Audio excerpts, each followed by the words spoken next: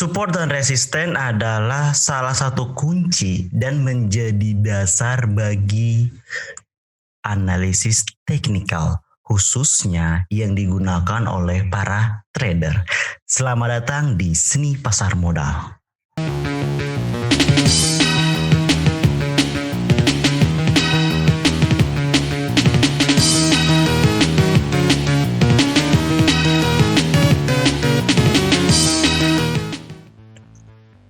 Halo, selamat pagi teman-teman semua, sahabat SPM. Gimana kabarnya? Semoga still safe dimanapun berada. Jangan lupa dengan program pemerintah 3M, menjaga jarak, memakai masker, dan mencuci tangan.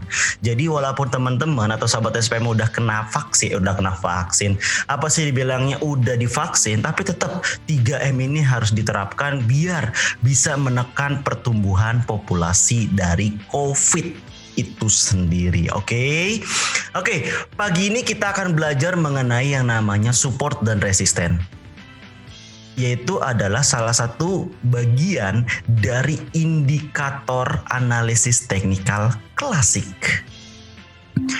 Support dan resisten itu adalah bahasa umumnya para trader. Walaupun sebenarnya kalau dalam bahasa kitanya bisa aja nyebutnya lantai dan atap. Bisa banget gitu loh. Cuma gak keren aja gitu loh. Kayak I'm broken heart kayak gitu. Itu keren, tapi kalau lu sakit hati gitu, itu kan keren gitu ya. Jadi lebih keren I'm broken heart kayak gitu kan, kata-kata yang lebih kerennya kayak gitu. Jadi terkadang Indonesia suka yang namanya asimilasi budaya kayak ya nggak masalah sih masalah kayak gitu, karena support resisten bisa digunakan di forex dan lain sebagainya, itu bisa digunakan gitu. Jadi benar-benar penting banget kita mengetahui bagaimana cara menarik garis support dan resisten. Sebelum itu kita harus tahu dulu nih pengertian dari support dan pengertian dari resisten.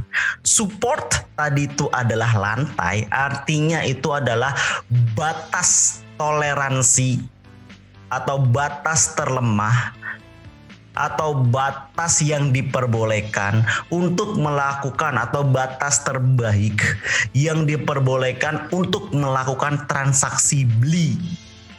Sedangkan resisten adalah batas atas, batas toleransi atas yang diperbolehkan untuk melakukan transaksi jual, atau dalam istilahnya buy on weakness on support dan sell on strength on resisten gitu. Itu jadi bahasanya. Terus bagaimana dalam menarik garisnya? Oke, di sini gue bakal share screen.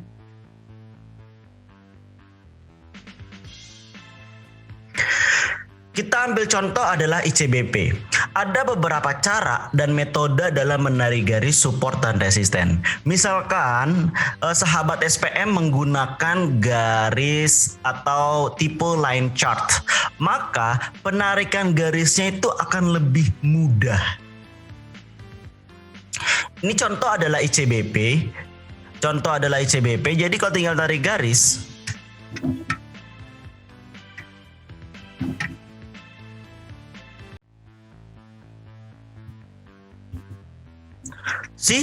tinggal mempertemukan dari puncak ke puncak, lalu untuk resistennya dari lembah ke lembah.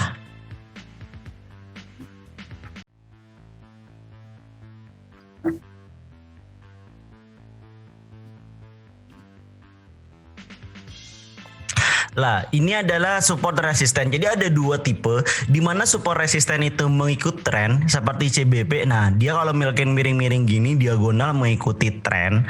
Trennya uptrend, garisnya uptrend. Trennya downtrend, garisnya downtrend ya gitu. Atau yang kedua dalam bentuk horizontal.